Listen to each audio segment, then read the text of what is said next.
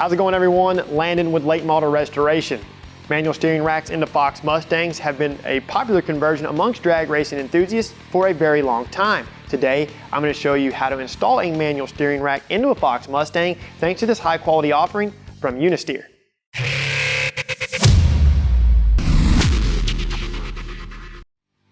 Each UniSteer steering rack kit features a natural aluminum finish and a chrome center tube.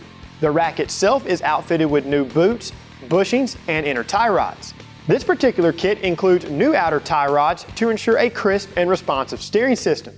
To complete the conversion, a new steering shaft with U-style joints is included to eliminate any steering slop from the factory rag joint.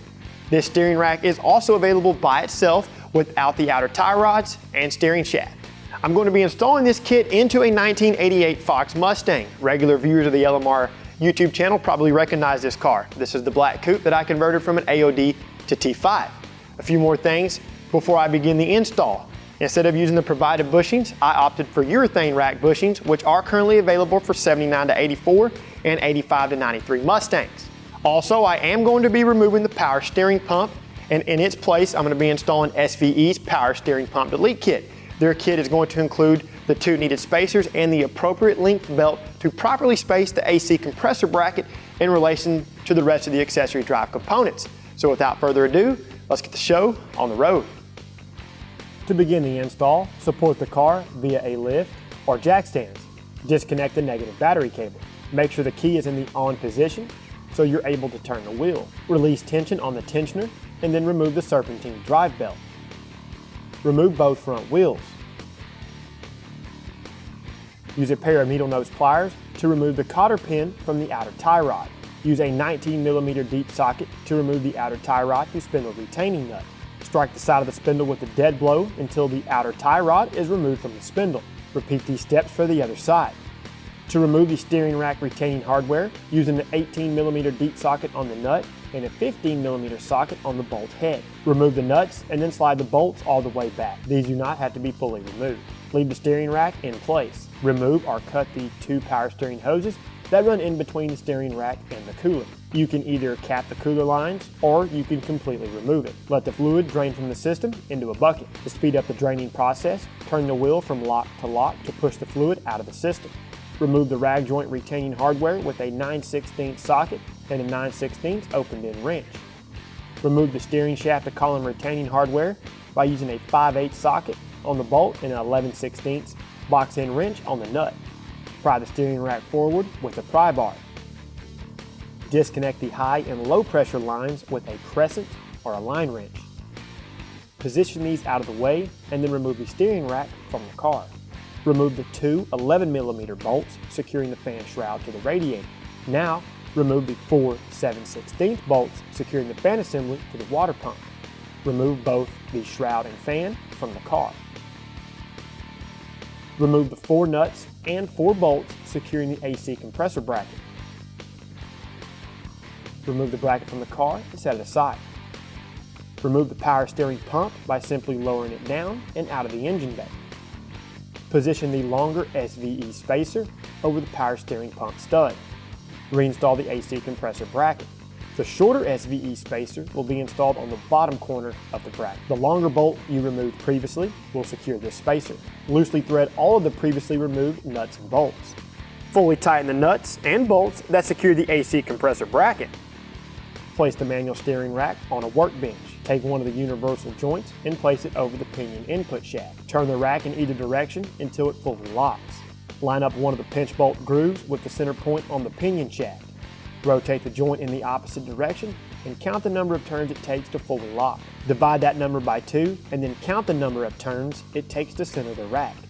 Install the universal joint that has the rectangular insert onto the pinion shaft. This portion of the universal joint will connect to the provided double D shaft. Loosen and remove the bolt from the universal joint. Position the joint over the splined end on the input shaft. Make sure the bolt hole is aligned with the notch groove on the shaft. Reinstall the bolt and fully tighten it down. Remove the bolt from the top of the universal joint. Position the double D shaft into the joint and align the notch groove with the bolt hole. Rethread the bolt and tighten it down.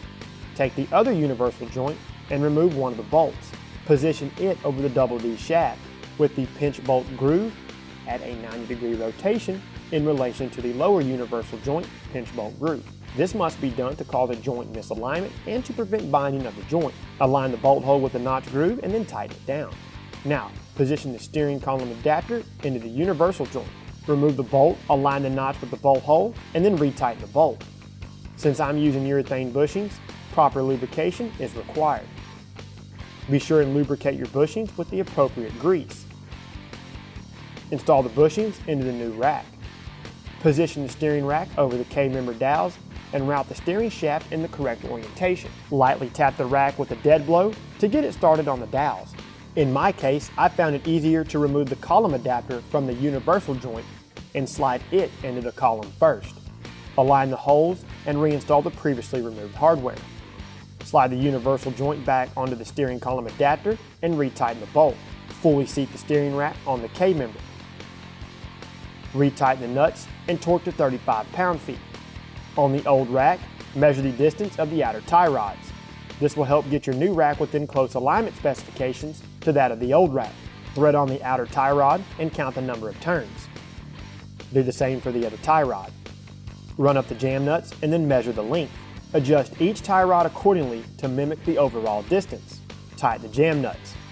Position the tapered stud on the outer tie rod into the spindle. Tighten the provided nut and torque to 23 to 32 pound-feet. Install the two provided Zerk fittings into the outer tie rods.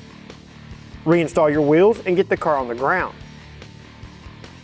Reposition the fan and fan shroud back into the car. Retighten the two fan shroud to radiator bolts and the 4 fan clutch to water pump bolts. Install the shorter serpentine drive belt from the SVE Delete kit. Reconnect the negative battery cable and you're all finished. From start to finish here, guys, you're probably looking anywhere in the neighborhood of 2 to 3 hours. This UniSteer manual steering rack can be installed off of jack stands in the comfort of your own garage using basic hand tools. To see more videos like this one covering the Fox Body Mustang, be sure and subscribe to our YouTube channel if you haven't already done so. This UniSteer manual steering rack kit and SVE's power steering pump delete kit is currently available from the Real Fox Enthusiasts, LMR.com.